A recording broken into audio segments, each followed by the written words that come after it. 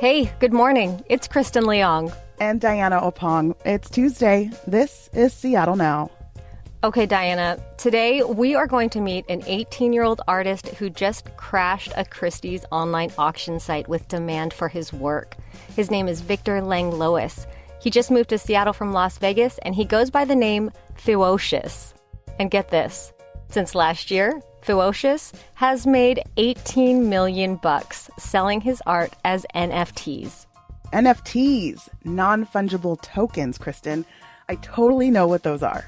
I absolutely do not. Anyways, while growing up in a conservative household, art was Victor's outlet. Full of vibrant color, his art tells the story of his life and his coming out as trans in a family who wouldn't accept him. And we're super lucky because FEWOCiOUS gave us permission to share some of his art on our Instagram page. So you'll definitely want to check that out while you're listening today. We'll hear from FEWOCiOUS in just a bit, but first, let's get you caught up. Vaccines are our best shot at ending the pandemic. And yesterday, Kaiser Permanente announced it will require them for all of its workers. That's more than 9,000 employees and physicians across Washington state. The healthcare provider says it wants a fully vaccinated workforce by the end of September.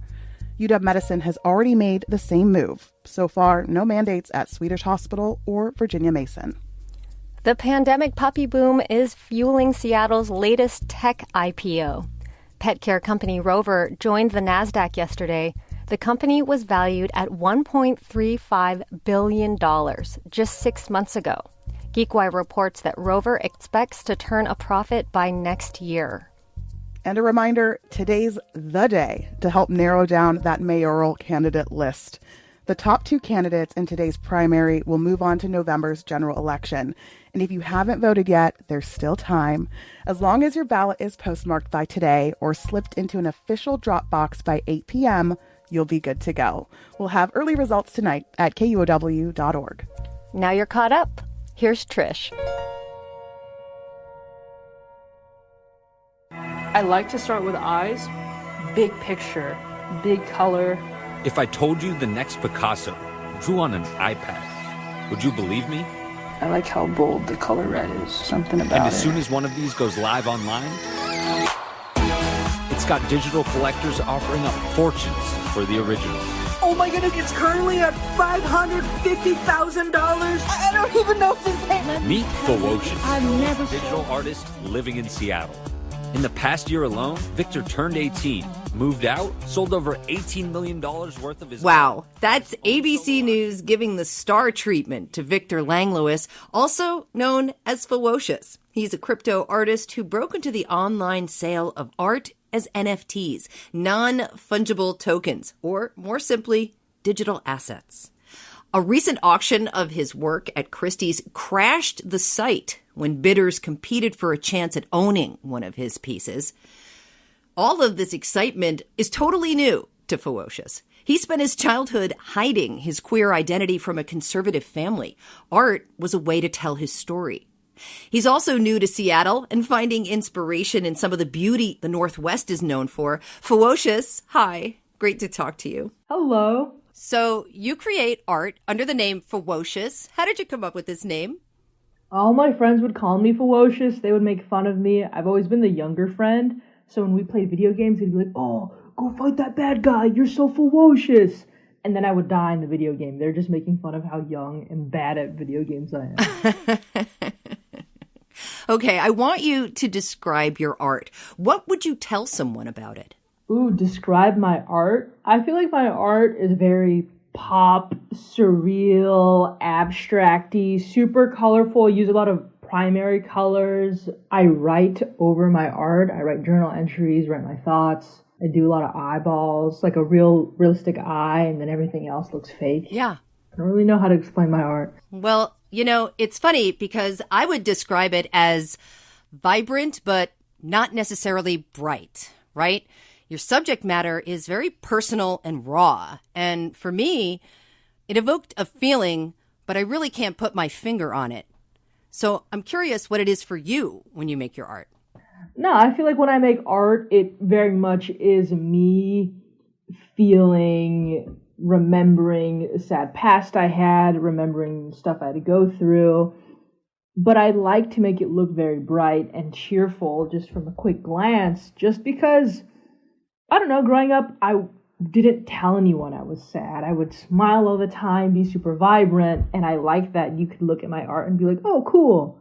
And then you read it and you're like, hold on a second, wait, what? What's going on here? Yeah. There's a lot of personal struggle portrayed in your artwork. It really comes through. Tell me how that was for you growing up. Oh, I feel like growing up, I felt so misunderstood. No one in school cared about drawing. They were like, art? What are you doing art for? You're a starving artist. You can never be a successful artist. And just my interests, no one cared. So I felt very misunderstood, but with canvas, paper, and drawings, it didn't matter. I could make my own world, and I kind of created my best friend, the canvas. So that's what it meant to me. Yeah. Do you work every day? Yeah. I feel like I have to. Why? Even if it's just a quick doodle. I can speak to you. I'm speaking to you right now, but art, I feel satisfied in my communication. And so I kind of have to draw. Otherwise, if I don't draw for a while, I get mad. I'm like, oh, I feel like my feelings aren't well expressed. Okay, interesting. Because art is a total outlet for you. How did what was happening at home push you to new territory with your art? Absolutely. That's why I started digital. It was hard for me to make art with my family, like looking over my shoulder, being like, what are you drawing? What is that? Tell me everything. Explain it all.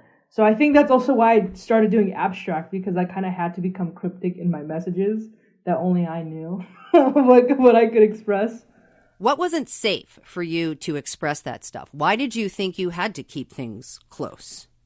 Well, my family was really conservative and not open to hearing who I am as a person. And growing up queer, like, I couldn't tell them that I'm queer. So I had to draw about it in the most, like, I'm going to draw something very normal that looks very normal. But if you unpack it, there's a lot more going on. But my grandma could walk by my room and see me drawing, like, a shopping bag and be like, whatever, it's the store. But for me, I'm like, emotional baggage. And I'm, like, writing other stuff. Fascinating. How do you know something's finished, though? Because obviously we are a well that you could draw from constantly. Ooh, how do I know when I'm finished? I feel like I'm finished when, if I add more to the story, I'm just telling it to you way too directly. But if I don't add enough, you look at it and you have literally no clue of what's going on. So I like that balance of, you can look at it and kind of understand, but I'm not giving it to you directly. Interesting. You know, this past year or so has been really something for you. The reason you're here in Seattle, and likely the reason I even saw your art, is because you've broken into the NFT art scene, and it's really given you a lot of freedom to create. And I wonder what you want to do with that. Oh, with the freedom, I've for sure had moments where I sit and think a lot about how grateful I feel and how I didn't think this was going to happen until I turned older, or if it even happened. And the fact that it's happening so young, I sit and I think about that I am part of this NFT space, and I think it's so revolutionary.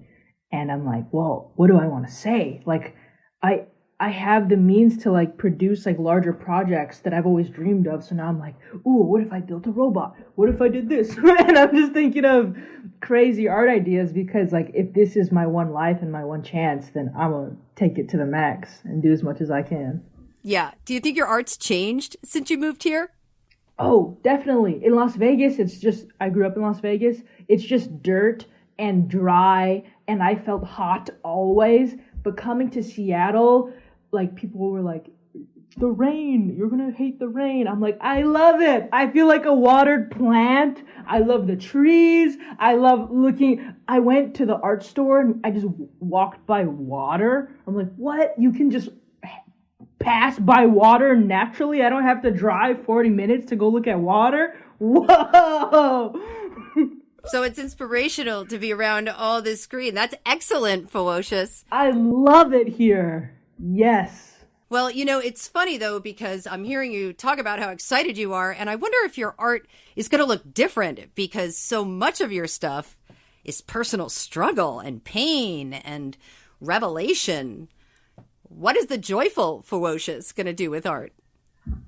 It's actually really interesting that you say that, because now I'm like, well, I'm not sad. I'm like really happy right now. And what? So now I'm thinking about, what does friendship mean? What does trust mean? What does self-love mean? I've never really explored that. And so I don't know what it looks like, but I feel like Seattle has been a very like grounding, healing place to discover what that looks like. Yeah.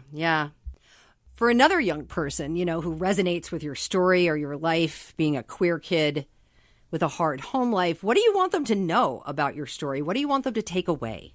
I think it's important to just, if you like doing something, whether it be art, makeup, fashion, you want to make food, you want to do videos, whatever, I think just keep doing it.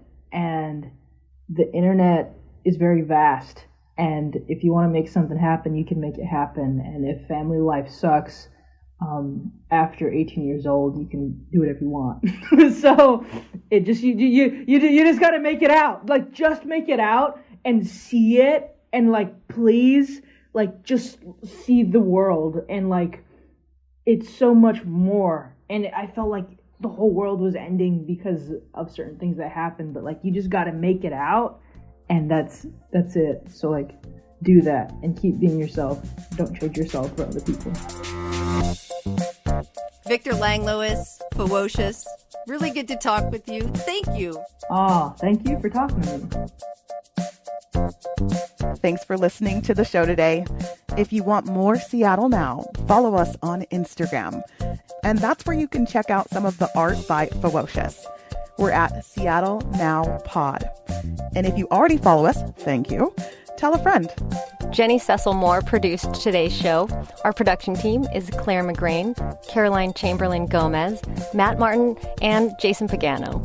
Matt Jorgensen does our theme music. I'm Kristen Leong. And I'm Diana Opong. See you tomorrow.